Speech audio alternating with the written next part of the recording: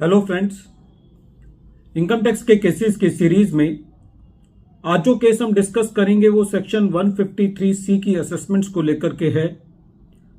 Generally ये देखा गया है कि जहां पे भी सर्च असेसमेंट होती है, चाहे वो उस असेसी की असेसमेंट हो जिसके यहाँ सर्च हुई है या उस असेसी की असेसमेंट हो जिस असेसी के डॉक्यूमेंट्स उस असेसी के यहाँ मिले जिसके यहाँ सर्च होती है, तो कहीं ना कहीं रेवेन्यू बहुत सारी ऐसे प्रोसीजरल लैप्सेस कर बैठता है जिसका एपेलेट अथॉरिटीज के सामने एक ग्राउंड लेना काफी एसएससी के लिए यूजफुल हो सकता है।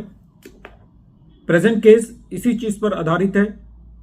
एसएससी की असेसमेंट सेक्शन 153C में की गई और एसएससी ने उस असेसमेंट के अगेंस्ट हाई कोर्ट के अंदर रिट फाइल की काफी सारी चीजों को आधार लेकर के, और यही इशू हमने प्रेजेंट केस में deputy commissioner of income tax and another versus Sunil Kumar Sharma के केस में सुप्रीम कोर्ट ने डिसाइड की और ये केस 469 ITR पेज नंबर 271 पर रिपोर्ट हुआ।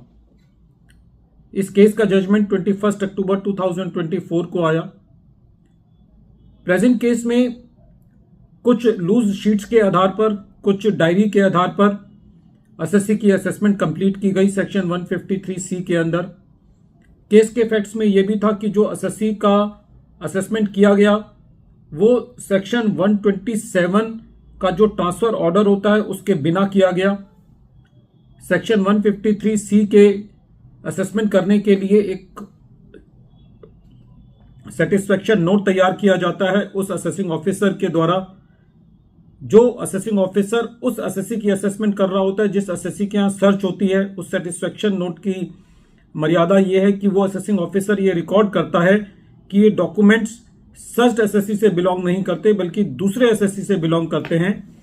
और उस सेटिस्फेक्शन नोट की भी ये तजीब है कि वो सेटिस्फेक्शन नोट एक कंसोलिडेटेड सेटिस्फेक्शन नोट नहीं बनना चाहिए, वो हर असेसमेंट ईयर का अलग बनना चाहिए, या एक सेटिस्फेक्शन नोट के अंदर हर असेसमेंट ईयर से रिलेटेड ट्रांजैक्शंस का जिक्र होना चाहिए। लेकिन प्रेजेंट केस में ऐसा कुछ भी नहीं था और जिसकी स्टेटमेंट के बेसिस पर ये सारी असेसमेंट की गई थी उसने भी उस स्टेटमेंट को रिट्रैक्ट कर लिया था। तो ऐसी परिस्थिति में एसएससी ने उस असेसमेंट के अगेंस्ट हाईकोर्ट के अंदर रिट पिटीशन दायर की थी जिसको सिंगल जज ने अलाउ कर दिया था। डिपार्टमेंट ने उस रिट पिटीशन के फैसले के अगेंस्ट डिवीजन बेंच में अपील करी। डिवीजन बेंच ने भी उस अपील को खारिज कर दिया और जब ये मैटर सुप्रीम कोर्ट में डिपार्टमेंट एक एसएलपी के बतौर लेके गया तो सुप्रीम कोर्ट ने एसएलपी भी रिजेक्ट कर दी। इस पूरे केस में जो कोर्ट्स का व्यू था वो ये था कि यदि सेक्शन 153C की असेसमेंट खाली लूज शीट्स के बेसिस पर की जाती है या डायरी के बेसिस पर की जाती है जो कि बुक्स ऑफ अकाउंट्स का हिस्सा नहीं है और कोई एविडेंस ऐसा डिपार्टमेंट के पास है जो कि उस एडिशंस को कोरोबरेट करता है, तो ऐसी परिस्थिति में खाली लूज शीट्स के बेसिस पर एसएससी का असेसमेंट नहीं किया जा सकता। और जहां पर एसएससी की असेसमेंट बिना एसएससी को सेक्शन 127 का नोटिस दिए बिना की जाती है तो ऐसी असेसमेंट जो है वो वैलिड नहीं है। प्रेजेंट केस के अंदर जो पूरी असेसमेंट का आधार था, जो सेक्शन 132 सब सेक्शन 4 के अंदर स्टेटमेंट रिकॉर्ड की गई थी, उसको भी रिट्रैक्ट कर लिया गया था। तो कोर्ट का ये कहना था कि जहां पर स्टेटमेंट को रिट्रैक्ट कर लिया जाता है वहां पर उस स्टेटमेंट की एविडेंट्री वैल्यू उस स्टेटस पे नहीं रह जाती जो कि ओरिजिनल होती है, जहां पर एसएससी उस रिट्रैक्शन को प्रॉपर एफिडेविट से सपोर्ट कर पाता है और फैक्ट्स पटल पर ला पाता है कि ये जो स्टेटमेंट है वो गलत सर्कमस्टांसेस में और गलत फैक्ट्स के बेसिस पर रिकॉर्ड की गई है।